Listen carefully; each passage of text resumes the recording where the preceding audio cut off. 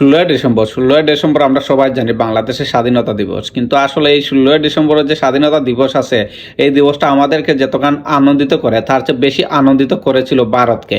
কারণ আমাদের স্বাধীন হওয়াতে আমরা যতটা খুশি হয়েছিলাম তার চেয়ে হাজার গুণ খুশি হয়েছিল ভারত। কারণ ভারত চেয়েছিল যাতে বাংলাদেশ কখনো পাকিস্তানের আন্ডারে থাকুক, এটা ভারত কখনো চায়নি। ভারত চেয়েছিল বাংলাদেশ যাতে পাকিস্তানের কাছ থেকে স্বাধীনতা লাভ করে এবং বাংলাদেশে একটা রাষ্ট্র হিসাবে থাকে। 30 লক্ষ বাঙালি মুজিবের ডাকে আসলে প্রাণ দিয়েছিল, কিন্তু তারা কখনো জানতো না যে এই দেশটা ভারতের কাছে আবার চলে যাবে। আমাদের দেশ বাংলাদেশ এটা আমরা সবাই জানি, কিন্তু আমাদের এই বাংলাদেশ অনেক দিন ছিল ভারতের মাধ্যমে। আমরা 16ই ডিসেম্বর পেয়ে আমরা যতটুকু আনন্দিত, এর চেয়ে বেশি আনন্দিত ছিল ভারত।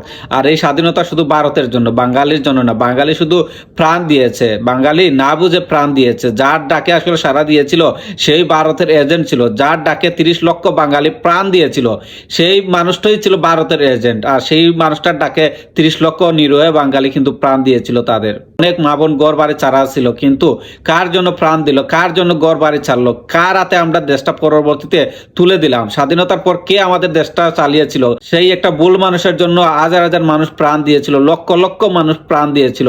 কিন্তু সে ক্ষমতা নেওয়ার জন্য যে পরিমাণ মানুষকে, সেটা আপনারা সবাই জানেন।